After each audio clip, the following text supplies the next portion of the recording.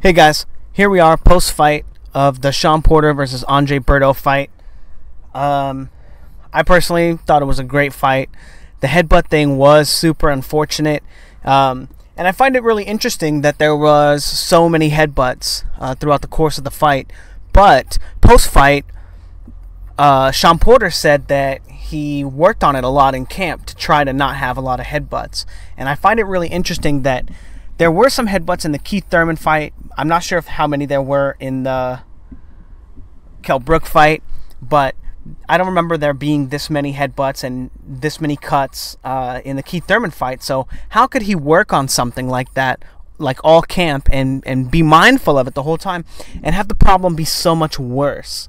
So it got me thinking, and I started to do like a little more in-depth film study of what was going on, and I'm going to show you guys what I found. So right there, you can see Shawn throws a punch. Andre Berto does the right thing. He slips it. But then while he's rocking back, Shawn Porter, Andre Berto gets under his arm and starts grabbing him and pulling in. And he's actually the one here coming in with his head, right? Wrestling in and getting his head onto Porter's head. You know, not controlling him appropriately, and kind of coming up with his head into Shawn Porter. Very strange, right? But let's remember that he's part of the whole Virgil Hunter school of boxing, where if you're not punching your opponent, you're holding them. And, you know, the name of the game, you are supposed to control your opponent, but the way that Virgil Hunter teaches his fighters to do it, I don't necessarily agree with. Again, right there. Where's Shawn Porter's head movement, right? He's not coming in with his head, but as soon as he starts throwing punches, Berto starts falling in with his head. There he is again, falling in with his head. Now he's got his head on Shawn Porter's head, and he's holding his head. You know, so if there was a headbutt right there, that could only be Andre Berto's fault, because Andre Berto's pulling his head into his head. And look at Andre Berto's face. Like, he's like, what's going on with this headbutt? But he's the one pulling Shawn Porter into his head. Oh, I think I must mess this clip up. Oh, maybe it's just a little early. Nope, I messed that one up. Oh well. Here's Berto throwing a right hand, and what does he do after he throws the right hand? He falls in with his head. What if Shawn Porter didn't duck that? What if he just would have eaten that shot? Andre Berto would have headbutted him. There you go again. Throws a punch. He gets on the inside of it. And Porter's not the one that's off balance. He's not the one doing anything. It's Berto. So from this position, he should be pivoting out, taking an angle. But he doesn't. He just comes and swings his head in. Let's take a look at it in slow-mo so you guys can kind of see what I'm talking about. So he throws the punch, and he comes in with his head, boom, and he's the one headbutting Porter, right? And then because he's trying to grab Porter and stop him from punching him, but Porter's punching, you know, and he's being active. So Berto's the one that's actually pulling him into his guard and kind of trying to control and keep track of him. You know, it is really important for you to keep track of your opponent during the course of a fight, through like touch, you know, so that when you're in the clinch, you can know when those punches are coming. But Berto's the one that's instigating the headbutts. Again, right there. See, look how far away he is when he punches. His head is over his own foot. He comes up and he brings his head back over his own foot. He punches, and what does Berto do? He leans in with his head. Again, another instance that Andre Berto would be at fault if there was a headbutt right there. There you go. The Virgil Hunter school of boxing. Get under the jab, right? And put his head under it, just like Danny Jacobs tried to do with Golovkin, but Golovkin was able to control his head a lot of times. And just like Andre Ward did to Sergey Kovalev, so that he could wrestle him and then try to work his way inside. And look at nice guy Porter. He even lets him out of it. He doesn't even hold him in a headlock like he probably should for being, you know, right there. Porter comes in, throws a punch, and what does Berto do? He tries to lean on top of him and starts putting his arm around him to grab him. And look at that. Forces, because he's trying to force a clinch and not use boxing skill. Clinching is, fine, technically, whatever.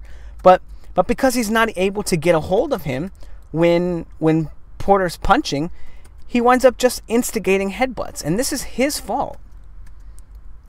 And that might even actually be, no, it's definitely not where the cut is. But that's definitely Berto's fault. The rest of this right here, this like wrestling, you're not going to get a cut from this, or like these are not real butts because you're already in contact. So again, this clip isn't super clear right here, but he throws a punch and Berto dips down and starts trying to get his arms around Porter, and he's the one bringing their heads together because he's not exercising proper control over his opponent. I guess he's new to this Virgil Hunter style boxing still. Again, Porter comes in, and what does Berto do? Tries to avoid punches, which is fine, but he ducks down, and if his glove wasn't there, he'd be the one slamming his head into Porter's head. There's no two ways about it. And by the way, this is it's going to be a headbutt highlight of the first 4 rounds. Every single sloppy engagement. I have a couple in here that show clean engagements or clean punching from Porter, but I don't want my video to get taken down. This is not so that you guys can kind of get to see the fight, but more so just to highlight my point that Andre Berto's the culprit. Again, Porter throwing punches, and what does Andre Berto do? He ducks his head down and comes in with his head. Instigating more headbutts. Again, right here, Berto throws a punch, then tries to control Porter's head when he misses, and winds up if Porter were to come up, but he's the one falling in on it, right? Whereas the times that Porter's punching, he's maintaining his head over his own feet, right? Whereas Berto here is the one leaning on Porter, trying to get a hold of him again. Did I miss the beginning of this clip? I'm not sure.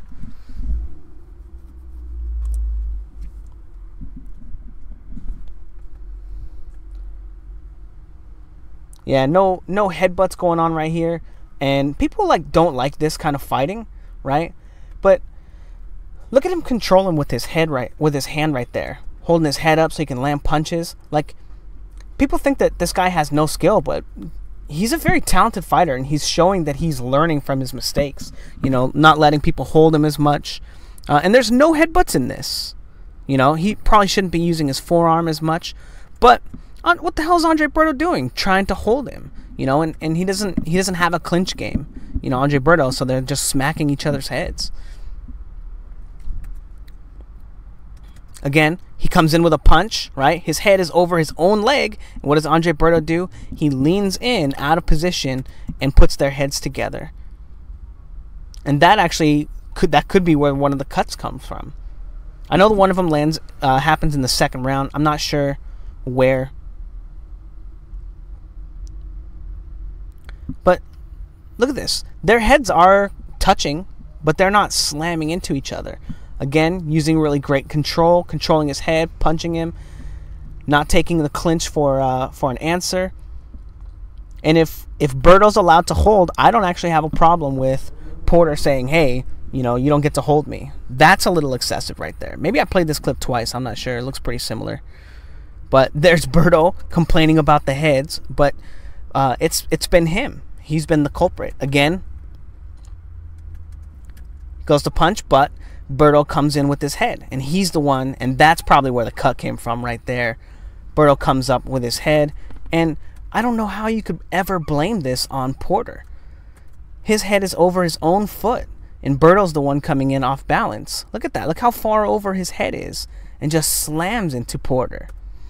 But the whole time, because Paulie Malignaggi fought him, Paulie Malignaggi's saying, "Oh, it's all Berto's fault. It's all Porter's fault." And it's just ridiculous. Again, he comes in and he's moving in with his head. trying to get a hold of Porter, but he's the one putting his head. Look how far back Porter's head is, and look at where Andre Berto's head is while he's trying to grab and hold him. You know, it's so sad that people don't. It's so easy to just buy into the commentary for what's going on. Look at these clean punches right here. Punch. Look where his head is. He rolls his punch, comes up. His head is over his own feet, and he's landing these punches. And because Berto doesn't fall in, look how clean this exchange is for him.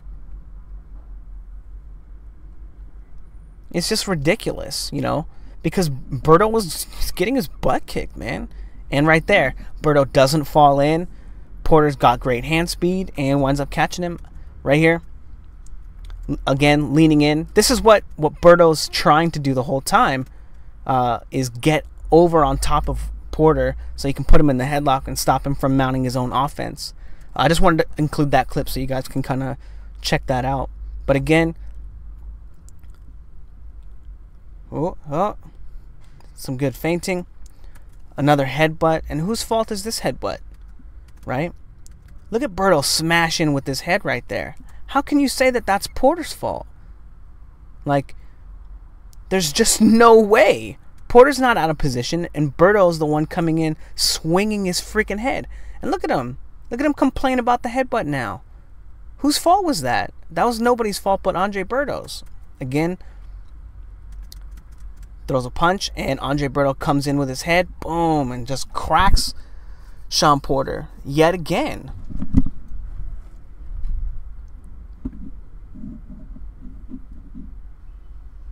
Again, Andre Berto rolls under the punch and then comes up with his head. That one is a little more clean, but you can see that Shawn Porter is not the one coming in with his head. They kind of tangle up here. I don't know why he employed both strategies of putting him in a headlock and getting under his punch. But again, this one's a little more clean actually.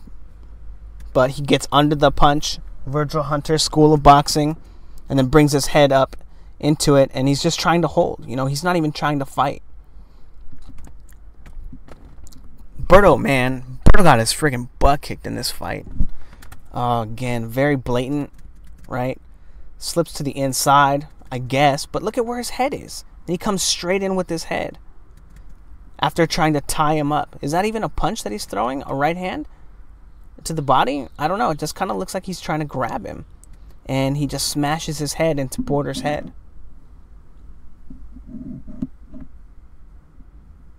No, this one's bad. I think that might be where the cut is, where the cut comes from.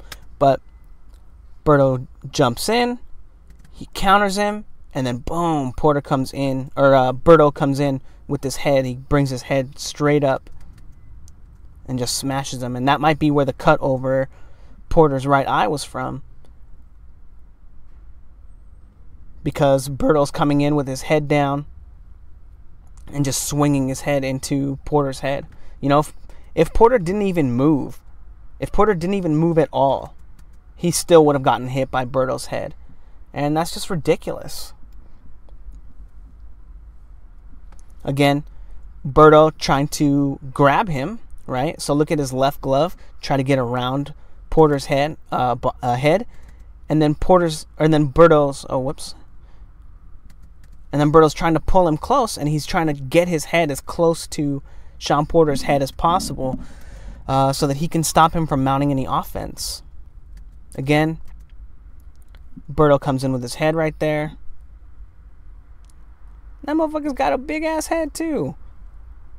Lands some punches, slams Berto very blatantly after he misses that punches, slams his head into Porter's head. Again, comes in with his head after.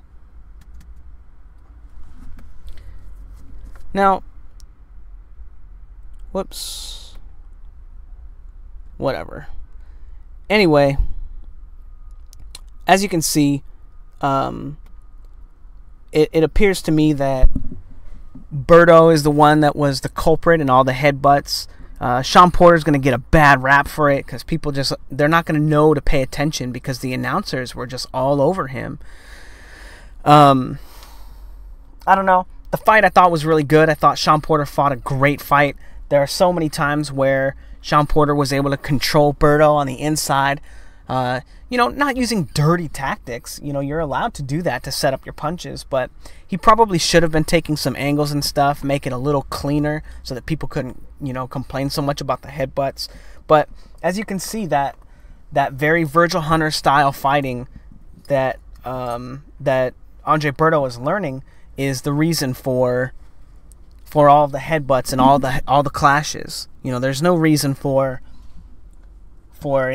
there not to be as many cuts in the Kell Brook and the Keith Thurman fight, and then have Shawn Porter work on it for his whole camp. Be mindful, try really hard, and then there's more cuts in this fight now. That can't be a product of just poor training. If he was mindful of it, he was apologetic about it, and he's going to be vilified. Anyway, let me know what you guys think. If you guys have different opinions about it, let me know. Let's keep it civil in the comments, though. But like, comment, and subscribe, and let me know what you think. Thanks, guys.